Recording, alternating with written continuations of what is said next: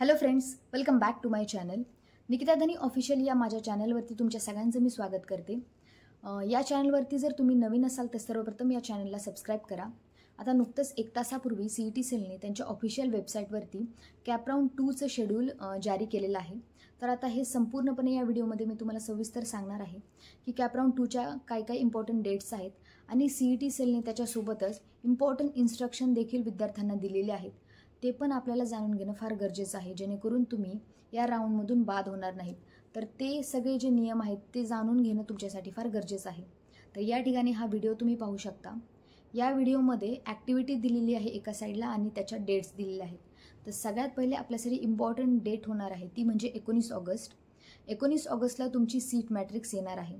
त्या ठिकाणी लिहिलेलं असेल display of seat matrix for CAP round 2. 19 ऑगस्टला येणार आहे. त्याच्यानंतर online preference choice form filling process by eligible candidates. जेवढे काही इलिजिबल कॅन्डिडेट्स आहेत ते चॉईस फिलिंग करू शकतात. 19 ऑगस्ट ते 21 ऑगस्ट दरम्यान 3 दिवसाचा तुम्हाला कालावधी दिलेला आहे. या दरम्यान तुम्ही नवीन जे BSc नर्सिंग कॉलेजेस आहेत त्याची प्रेफरन्स लिस्ट या 3 तारखेदरम्यान टाकू शकता. त्याच्यानंतर declaration of selection list for CAP round 2 जे काही आहे ते तुमचं 22 ऑगस्ट रोजी येणार आहे. Declaration of selection list for CAP round 2. त्याच्यानंतर आता तुमची लिस्ट आल्यानंतर physically joining and filling status retention form with all original documents and requisite fees DD. म्हणजे तुम्हाला कॉलेज मिळाल्यानंतर कॉलेजला फिजिकली जायचं आहे, DD भरायचं आहे, सगळे डॉक्युमेंट्स कॉलेजला कॅरी करायचे आहेत. ते कधी तर ते 23 ऑगस्ट ते 29 ऑगस्ट असा कालावधी दिलेला आहे. असा 1 आठवड्याचा त्यांनी कालावधी दिलेला आहे. या 1 आठवड्यादरम्यान 23 ऑगस्ट ते 29 ऑगस्टला तुम्ही कॉलेजला फिजिकली जाऊन त्या ठिकाणी ॲडमिशन करू शकता. कॉलेज आवडलं तर त्या ठिकाणी तुम्ही रिटेन्शन फॉर्म फिल करू शकता आणि नसन आवडलं तर बेटरमेंटला देखील जाऊ शकता. पुढच्या राऊंडला सगळे डॉक्युमेंट्स तुम्हाला घेऊन जायचे. आता ॲडमिशन वेळेस कुठले कुठले डॉक्युमेंट्स तुम्हाला कॅरी करायचे आहेत त्याचा एक कंप्लीट व्हिडिओ मी माझ्या चॅनलवरती पोस्ट केलेला आहे. जर तुम्हाला तो व्हिडिओ पाहिजे असेल तर डिस्क्रिप्शनमध्ये त्या व्हिडिओची लिंक मी दिलेली आहे. तो व्हिडिओ नक्की पहा. कुठले कुठले इम्पॉर्टंट डॉक्युमेंट्स तुम्हाला ॲडमिशन वेळी लागणार आहेत ते सगळे काही मी त्या व्हिडिओमध्ये एक्सप्लेन केलेले आहे. आता याच्यानंतर पॉईंट येतो इम्पॉर्टंट इन्स्ट्रक्शनचा. तर विद्यार्थ्यांनी कुठल्या कुठल्या जे इम्पॉर्टंट इन्स्ट्रक्शन आहेत त्याच्याकडे खास लक्ष देणं गरजेचं आहे. CET सेलने त्यांच्या या नोटीसमध्ये इम्पॉर्टंट इन्स्ट्रक्शन दिलेले आहेत ज्या मी या ठिकाणी डिस्प्ले करते. तर त्या तुम्ही पाहू शकता. एकदा मी त्या सगळ्या तुम्हाला सांगते. सगळ्यात पहिली इम्पॉर्टंट इन्स्ट्रक्शन आहे candidate should verify fee structure of private and minority college of nursing on the respective college website and FRA म्हणजे fees regulating authority before filling preferences. तर कॅन्डिडेटने जेवढे काही त्यांनी प्रेफरन्स लिस्ट ते टाकणार आहेत लिस्टमध्ये नर्सिंग कॉलेजेस मायनॉरिटी कॉलेज त्याची एकदा फीज चेक करायची आहे. तर आता फीज ऑनलाईन कशी चेक करायची तुम्ही महाराष्ट्रातील कुठल्याही कॉलेजची. जर तुम्हाला ॲग्रिकल्चर कॉलेजची पाहिजे असेल, नर्सिंग कॉलेजची पाहिजे असेल, MBBSची, इंजिनिअरिंगची कुठल्याही तुम्ही कॉलेजची फीज महाराष्ट्रातील FRA फीज रेग्युलेटिंग ऑथॉरिटी याच्यावरून चेक करू शकता. याचा एक कम्प्लिटली व्हिडिओ मी माझ्या चॅनलवरती पोस्ट केलेला आहे. तो देखील चॅनलवरती अवेलेबल आहे. त्याची देखील लिंक मी डिस्क्रिप्शनमध्ये देते. तिथे जाऊन तुम्हाला जे हवं त्या कॉलेजची फीज चेक करू शकता. दुसरी इम्पॉर्टंट इन्स्ट्रक्शन CET सेलने दिलेली आहे. All candidates participating in Cap Round 2 are required to fill fresh choice preferences.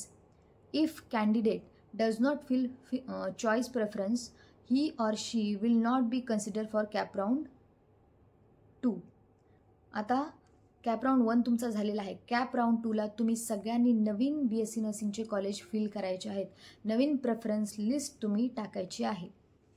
तिसरा इम्पॉर्टंट इन्स्ट्रक्शन आहे choice preference submitted in previous rounds will not and avoid and will not be considered for cap round 2. म्हणजे हेच सांगितलेलं आहे की cap round 1मध्ये टाकलेले choice feeling जे preference list आहे ते कॅप राऊंड 2ला चालणार नाही आहे. कॅप राऊंड 2ला तुम्हाला सेपरेट त्यांनी ऑप्शन दिलेला आहे आणि हा चांगला ऑप्शन आहे. तुम्ही नवीन कॉलेजेस याच्यामध्ये टाकू शकता. चौथा इम्पॉर्टंट इन्स्ट्रक्शन आहे candidates who have been allotted a seat in round 2 or any subsequent cap round and wish to seek betterment must first report to allotted college and complete the admission process. हे मी पहिल्यापासून सांगत आलेलं आहे. तुम्हाला college आवडलं असेल किंवा नसेल, तुम्हाला बेटरमेंटला जायचं आहे तर जे काही तुम्हाला कॉलेज अलॉट झालेलं आहे त्या कॉलेजला जाऊन ॲडमिशन प्रोसेस कंप्लीट करणं गरजेचं असतं. त्या ठिकाणी तुम्हाला जायचं आहे, डॉक्युमेंट्स कॉलेजला जमा करायचे आहेत. डॉक्युमेंट्स जमा केल्यानंतर डी द्यायचा आहे कॉलेजला, जितका फीज असेल तितकी, आणि त्याच्यानंतर तुमचं बेटरमेंट होणार आहे कॅपराऊंड 3ला. आता विद्यार्थी म्हणतात की कॅपराऊंड आमचे सगळे डॉक्युमेंट्स कॉलेजने जमा केले, हे इल्लीगल आहे का लीगल आहे? तर हे लीगल प्रोसेस आहे. जर तुम्हाला कॅपराऊंड 2मध्ये तुम्ही ॲडमिशन प्रोसेस केले कॅपराऊंड आणि तुम्ही बेटरमेंटला गेलेले आहेत कॅपराऊंड 3ला, तर कॅपराऊंडला 3ला तुम्हाला जे कॉलेज मिळणार आहे त्यासाठी तुम्हाला कॅपराऊंड 2मध्ये जे कॉलेज मिळालेलं आहे त्या कॉलेजला परत जेव्हा जाणार तुम्ही, तेव्हा ते कॉलेज तुम्हाला सगळे डॉक्युमेंट्स रिटर्न करणार, तुमचा देखील रिटर्न करणार. तुम्हाला कॉलेजला 1,500 रुपये फीज पे करायची आहे आणि मग सगळे डॉक्युमेंट्स परत तुम्हाला भेटणार. मग जे नवीन कॉलेज भेटलं आहे त्याला तुम्ही जाऊन ॲडमिशन घेऊ शकता.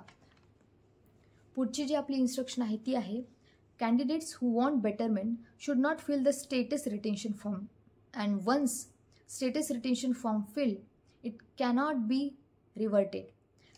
पहिल्यापासूनच मी सांगत आलेली आहे की तुम्हाला बेटरमेंट फॉर्म काय असतो आणि रिटेन्शन फॉर्म काय असतो याच्यातला डिफरन्स कळायला पाहिजे. वरती नाव लिहिलेलं असतं तिथं, बेटरमेंट फॉर्म आहे, रिटेन्शन फॉर्म आहे.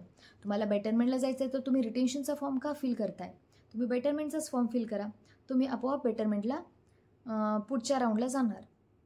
If any candidate is satisfied with the allotment and wants to confirm the admission, तुम्हाला जे काही BSc नर्सिंगचं कॉलेज मिळालेलं आहे ते तुम्हाला आवडलेलं आहे, सॅटिस्फाय आहे तुम्ही कॉलेजशी आणि तुम्हाला कॉलेजचं ॲडमिशन कन्फर्म करायचं आहे, they should fill out the status retention form. The college should not force any candidate to fill status retention form. तर तुम्ही त्या कंडिशनमध्ये, तुम्हाला जर कॉलेज आवडलं असेल तर स्टेटस रिटेन्शन फॉर्म फिल करू शकता. कुठलंच कॉलेज तुम्हाला बळजबरी करणार नाही किंवा फोर्सफुली तुम्हाला म्हणणार नाही की नाही तुम्ही आमच्या कॉलेजचा रिटेन्शन फॉर्म फिल कराच. ती संपूर्णपणे तुम्ही इंडिपेंडेंट आहात तुमचा निर्णय घेण्यासाठी, तुम्हाला कॉलेज आवडते की नाही. कॉलेजवाले सगळ्या बाबतीत सांगणार की आमचं कॉलेज कशा पद्धतीने चांगलं आहे. तुम्हाला निर्णय घ्यायचा आहे की मिळालेलं कॉलेज तुमच्यासाठी चांगलं आहे की वाईट आहे. नेक्स्ट इन्स्ट्रक्शन आहे, if a candidate fails to report and join allotted college within prescribe time or period, they will not be eligible for any further cap round. Such a candidate will be eligible only for institute level round.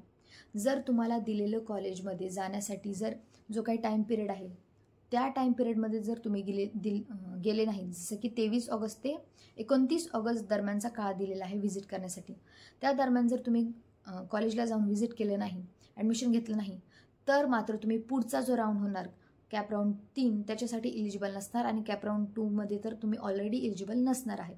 तुम्ही कुठल्या राऊंडला eligible होणार? Directly तुम्ही spot round किंवा institute जो round होणार त्याच्यामध्येच तुम्ही जाऊ शकता. तुम्ही राऊंडला त्याच्यानंतर इलिजिबल होणार नाही.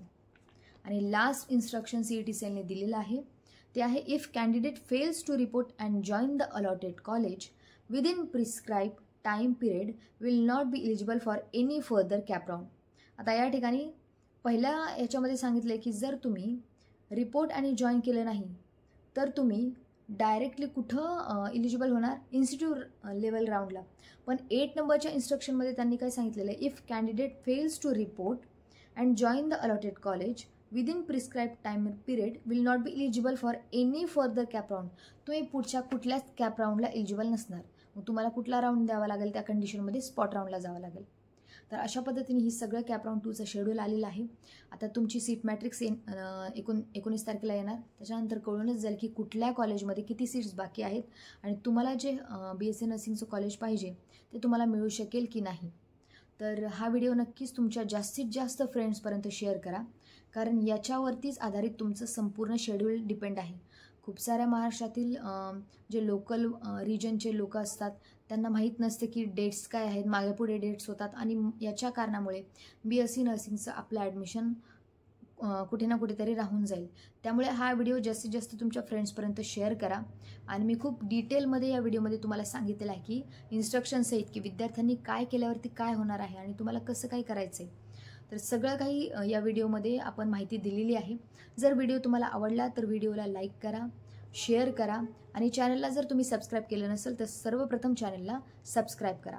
आता नक्कीच आपण भेटूया पुढच्या व्हिडिओमध्ये.